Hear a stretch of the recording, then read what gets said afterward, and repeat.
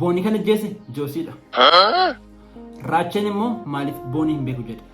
Dubbata bara viidiyoo keenyaatti dhufaa tura. Ashamaa akkam jirtu kabajamoo daawwattoota keenyaa nagaa keessanii ani nagaa godhaa. Egaa har'as waa'ee du'a boonii irratti ilaalchisuudhaan yaadota namoonni tokko tokko ka'aa jiran qeeqaawwan ka'aa jiran baay'eesaa isiniif qabadee dhufeen jira waan ta'eef hanga xumura viidiyoo kanaatti nafaa tura.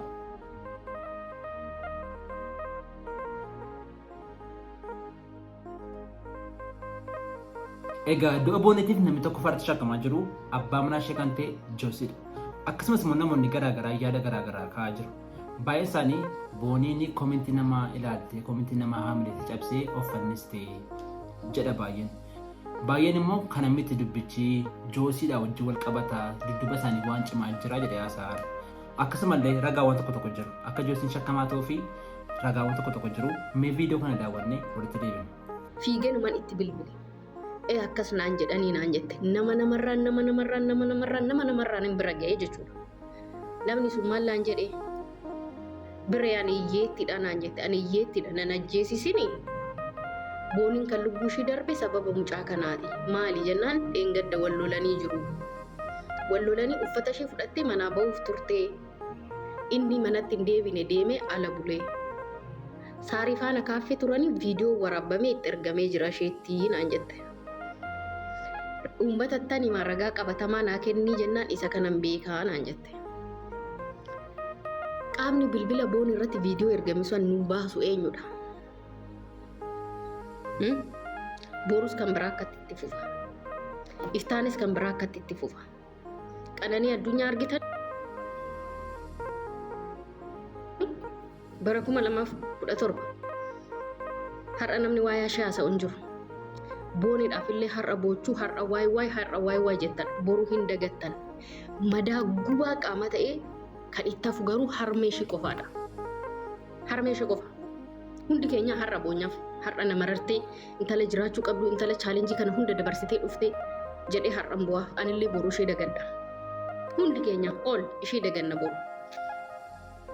Senegalee garuu umurii guutuu kan gubatee kan namaa gadi ta'ee keessi ishee madaa'u harmee isheeti. Kana dhugaan ilmaan hiyyeessaa osoo baay'ee natti tolaan. Intalli kun odoo kana of ajjeesti kanaan dura of ajjeesti. Bara jireenya barandaa jiraattu sana of ajjeesti ture. Mee isinimtuu yaada. Imagine guys yaadame ani barandaa irra jiraadhu baran ala bulu kanaan of hin ajjeesne deemee dhufee as ga'een of ajjeesa.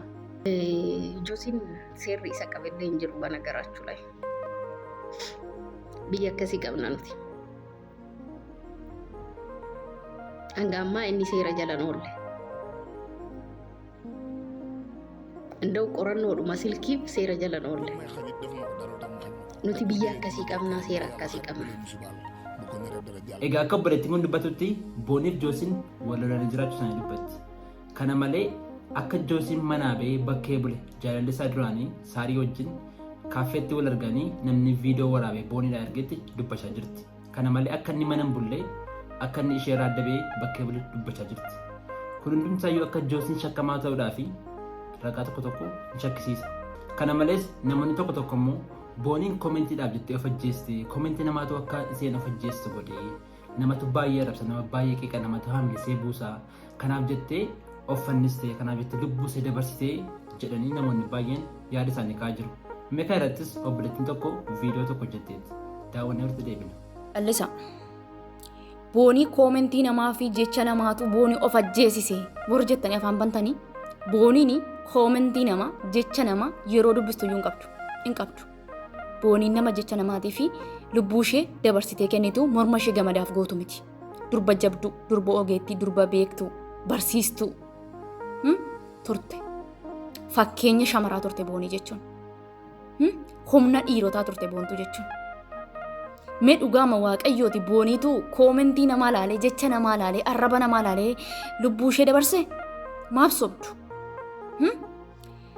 Tokkoffaa irratti booniin viidiyoo isheen torban kana poosti gootu faarfachaa kan isheen poosti gootu hundiyyuu viidiyoo boochaati. Viidiyoo fuulli ifaan irra hin jirre gammachuun ishee irraa fuudhameera turteetti. Sa'aatii sana garuu boonii maal taate jettanii gaafattaniittu hin gaafanne. Arra garuu ajandaa godhatte addaamiin achi aziyaatee iyyitaa jechuudha. Hin boo'in erga duute waliin boo'in. Rakkina walii wal gaafachuu erga hin barre hin boo'inaa walitti. Duuteetti bakka. Baga gammaddanii warri jibbitanis warri du'i jettanis baga nagaan deemte warri jettanis baga gammaddan baga isinitti tole. Garuu dhugaa tokkoon isinitti hin barbaada. Amma naaf galee tokko. Na of kalchaa garuu. Booniin afaan isheetiin dubbatteerti. Gaafan joosii dhabuun lubbuu kiyya dhabaa. Kan kanaan achi anaa fi joosiin na bukkee jiraannaan anaa fi jireenyi biyya lafaa kanarraa gammachuudhaan guutuudha. Jiraachuu kan hin danda'u isa wajjinii. Du'uu kan hin danda'u du'as kan ofitti murteessu gaafan isa dhabee jettee dubbatteetti. እኔ አለሱ ህይወት የለኝም እኔ አለሱ ባዶ ነኝ አባ መና ኮ ዮን ቀባን ጅሬኝ ኮ ድዋላ እስኒ ገሌራምቲ ከናፍዩ የኔ ውድ ባለቤት አኔ ሰመሌን ጅራድ ዱጋዱ በቹዳፍ lama yeroo darbee interview gaafa ta'anii dhimma intaratti ishee irraan hiriyaa joosii turte sanarratti. Ishee kana yoo sin barbaadu jedhe ofin ajjeesa jetti. Ishee kana yoo sin barbaadu jedhe isheen kun na dhabdee naan jiraachuu akka hin dandeenye natti himteerti akkan godhu dhabeetani ishee kana wajjin jiraacha ishee kana haasofsiisa. Mucaan natti deebiteetti booniin asii ofin ajjeesa jaarti. Kanaaf filannoon qabu maal ture seete? Sammuu mucaa ishee sanaa eegaa fi maaliif dhaabbata akka isheen hin taane beekan mucaa ishee sana. Si galeera? Jedhe jecha ilma dhiiraarraa hin eegamne. Nama takka sammuu isaa eeguuf duukaa jiraachuu fi nama takka jaallatanii of kennanii duukaa jiraachuun tokko miti. Akka kanatti wal galaafachuun dhufa wanta ta'eef. Lama viidiyoo isaan konkolaataa kiristaanii waraaban sana duraan argee libbi jedhe irra deddeebi'ee viidiyoo sana ilaaleen diraamaa bakka qoosaa maaf akkasittiin jedhee yaade. Abba gaafa isheen jettu joosiin biyya sana hin jiru. Yaadni isaa gara biraa. Fooniin bukkee jira. Yaadaan bakka biraa. Lapheen bakka biraa. Viidiyoo sana ilaaleetu madhiiseen. Eda galgala garuu du'a boonii gaafa nagee dhaqeen takka amattiin viidiyoo sana duwit godhee ba'e. Maaliifan duwit godhee beektan? Viidiyoon sun ergaa guddaa qaba. Abba kottu garaa koo na qaqqabe garaa koo na dhukkubaa jira gaafa isheen ittiin jettu faashiniin garaa qaqqaba dur darbee jedhe. Jechi kuni irraa eegama hin eegama. Garaan jaallate gowwaadha. Sa'aatii sanatti meebii dhukkubfattee ta'uu dhiisuu danda'a. Garuu kan ishee gammachiisu lapheen isaa gara biraa waan jiruuf ofitti isa deebisuuf jetteeti kan isheen wanta kana yaadaa jirtu. Keessa isheetti akkasin ta'e kan isheen jettu. Miidhamte itti boonii. Kan ishee miidhee jaalala joosii malee wanta biraan qabdu. Miidhama biraan qabdu. Gaafa jaallattanii akka gowwaa taatu. Jaalaluma keessallee gowwummaa gadheen akka nama miidhuun dagatina. Akkas jechuun joosii simmeetiin dursiif qabu jijjiiramee jira. Ammarraa si gammachiisuun barbaadu jechuusaati. Kana jechuun isaa immoo ishee abdii kuteera. Viidiyocha dhaqaa ilaalaa. Abbaayye. Abba. Makiinaa keenya keessa irra miti? Amma garaa kun ciniinaadha. Amma kuttu garaa kun na qaqqabi. Duruu makiinaa namaa keessa jirattee shinaan jettu. Irra darbeeraan faashiniin garaa qaqqaba. Maati abbaa kun dhukkubaara miti eegammoo xiqqoo jennaa qaqqabdi. Abbaayye. Ati maal yeroo hundumaa yeroo viidiyoo wajjin hojjedhu mataa gadi qabatta sobde. Inni na cuucinaan jedhu ani na cuucammoo ol jedhii dubbadhu kanatti taasise. Abbuu koo. Garaa kun dhukkubaara wayi mana qorichaa na geessi. Leessa wayyaa godha. Mana qorichaa geessitaa? Dhugaa? Shina dhungadhu gadi ngatamoo na dhungatteemmoo. Ishee sakka. Eessata? Fayyee. Na fayyee. Garaa koo na dhiisee bakka gaa'e. Makiinaa keenya keessa jirra. Ashiniin jaalladhaa jaa bakka. Yoon dogoggore na of galcha. Egaa dubbii mucaa kana yoo ilaaltanis waanuma dhugaa dubbatte. Dhuguma booniin duruu yeroo namni akka itti arrabsaa ture. Yeroo namni akka itti qeeqaa ture. Yeroo namni du'a kee yoo magarraa yoon boo'icha kee agarra jedhuun yeroo sana of ajjeesuu dhiiste dhuguma amma kanaatti of ajjeessite yaaddu natti fakkaatu. Kana malees booniin duraan dubbatteetti ani joosii yoo dhabe jiraachuu hin danda'u. Joosii yoo dhabe an jiraachuu hin danda'u lafa marii jiraachuu hin danda'u. Yoon joosii dhabeen du'aa jettee dubbatte jirti. Kunis akka joosiin shakkamu ni taasisa. Kana malees interview duraan joosiif boonii taasisan irratti joosiin akka jedhee dubbate ture. Boonii yoon si dhabee of najjeessa jettee. Kana malee booniin gaafa duute guyyaan kun akka dhufu beekan ture guyyaan kun akka dhufu ergitanii beekan ture jettee dubbattee jirti. Kunis akka Joosiin shakkamuuf ragaa ta'uu danda'a. Egaa ammas akka Joosiin shakkamuu fi ragaa tokkotu jira. Mee isas daawwannee walitti deebina. Asgeessi koomentii uummataatiin of hin ajjeesne. Kaleessallee guyyaan kun akka dhufu ani ergitanyaan ture jette. Malee koomentiin uummata kanaa na hiraarsee hin jenne isheen. Hin jenne. Waan isheen jette jechoota ishee irratti murteeffnee dhaabbannee haasofna taanan iyyuu guyyaan kun akka dhufu ani ergitanyaan ture jette. Ani dhibba keessaa dhibba harka kiyya kanaan kurnanii fi kamiila kiyyaa nama farraman sababa mucaa kanaa lubbuun ishee darba. Daaseen hin barbaachisu irra dibaan. Hin barbaachisu irra dibaan. Hanga bakkee wayii taa'ee viidiyoo isheen akkasitti waraabdee deemee laayik godhuuf bilbilee maal taate maan jenneen. Isheen poostii ishii booda daqiiqa 30 booda of ajjeeste. Namni qaqqabuuf hin jiru ture. Isheen poostii ishii booda daqiiqa 30 booda of ajjeeste. Hanga inni viidiyoo ishii sallaalee laayik godhee bira darbu maal taate boonii koo maaltu ta'e jedhee bakka jiru fiigeen qaqqabu ture. Argite ilma namaa itti gaafatamummaan ittiin dhaga'amu. Dhiirri harreen tokko wanti beekuu qabdu yoo jiraate jireenya dubartii takkaatti itti gaafamatamtu deemtee itti gaafatamummaan mataa haadha kee irra jira. Kana jala murtee beekuu qabda. Jireenya dubartii takka keessa osoo jirtu dubartiin takka waa takka taate namni ishii miidhe ofii miidhe wanti tokko irra ga'e taanaan yenee danas taxayyaaqinaan. Egaa viidiyoo kanarratti maal hubannaa? Joosiin yeroo booniin of najjise jettee viidiyoo sana hojjettee poosti gootee viidiyoo ishee laayikii godhee ture. Kana jechuun qaqqabuuf hin dandeenye jechuudha. Laayikii godheeraaf maal ta'a amma dhaqee oonlaayinii irra taa'ee laayikii godhuu fi utuu namatti dawwale yoo fagoo jiraate namatti dawwale qaqqabaa fi jedhe. Yoo itti dhiyoo jiraate immoo yoo dhaqee qaqqabee mucaa sana iddoo irraa wajjin maal rakkoo qaba. Kunis akka Joosiin shakkamaa ta'uu fi ragaawwan tokko ta'uu danda'a. Akkasumallee waa'ee du'a boonii kana irratti Abdiin Getaachoo waa tokko dubbatee jira. Mee isa daawwannee walitti deebina.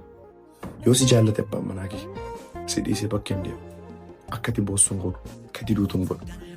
Ituma si faana jiruu bakkee jira namichi baay'ee. Abbaan manaa akka ati duutu si godhu ituu si faana jiruu bakkee jira. Akkati duutu carraasiin kennu baay'ee. Wallaahi booniin never ever she can't baay'ee. Ingootu kan tasaqaa itaalle jechiilisi. Irra keessa kolfaa turte jechuudha viidiyoo guyyaa 3 dura argaan ture. Irra keessa nama isaan dhungataa turte bro. This reality. Ituun ni bira jiru hin duutu baay'ee. Ituun tiriit godhini reality walitti himna waan ta'eef. Guyyaa 3 dura namni isa dhungataa turte waan isii dhiphisi waan isii cinqe wallaahi guyyaa 2 gidduutti namni du'aaf of hin affeeru. Irra keessa viidiyoo waraabaa turan jechuudha. Wallaahi irra keessa viidiyoo sun waraabamaa ture malee dhugaa yoo ta'e wanni sun wanni isii cinqe sun tureera yoo ta'e bira jira waan ta'eef waan sana fiiksi gochuu danda'a. Kun baay'ee dhugaa dhooftu dha barbaadde liqimsi hoosiin taane dhiisi. Egalee. So please dhiirris dubartiinis baala yoo wal jibbitan please gargar ba'a. Talayaa yuushi adda ba'aan isiniin jedhe please waliin gubinaa waliin ajjeesinaa ofiin ajjeesinaa. Deemuu hin dandeessa bar. Maaliif waliin hiiktanii? Maaliif waliin dhiistanii? Wal dhiisuu dandeessu bar. Wal dhiistanii addaan galuu dandeessu. Dhiistanii maaliif adda addaan baatanii jiraachuu dandeessu bar. Dirqama miti wajjiniin jiraachuun. Egaa viidiyoo kana irratti obboleessi keenya Abdiinis waan dhugaa dubbate. Dhugaan jirtu tokko dubbate. Raachii irratti maaliif uummanni qeeqa kaasee? Maaliif raachii qeeqaa jira? Raachiin duraan booniif Joosii akkasumallee jaanii ta'anii guyyaa tokko laayivii wajjin galanii turan. Garuu har'a gaafa seenduutu boonii kana hin beeku jedhee dubbate. Kanaaf uummanni raachii irratti qeeqa kaasaa jira. Mee viidiyoo cha daawwannee walitti deebina. Maal taatan qoe? Deemtanii nama arrabsitanii immoo namni sun gaafa waan tokko ta'u boo'ichaan namni isin caalu hin jiru. Boo'icha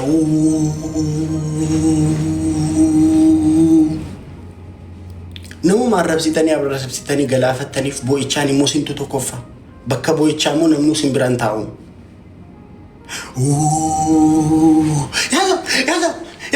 Yaasa hinnaatun raachuun tiniidha yaasa. Raachuun hin beeku jedhanii hinnaata bartibla. Deemtanii asis komantii jedhe dhugaadha qaalii koo dhiisaa nama meeqa nyaattan akkasitti nama meeqa nagaa dhorkitan akkasitti nama meeqa wal nyaachistan akkasitti nama meeqa boolla keessa gashitan akkasitti ውይ akka ይሄ ብዙ ቁራ የሞተ ነገር ያገኘ ሊበላ የሚመጣ ቁራ ቤክቱ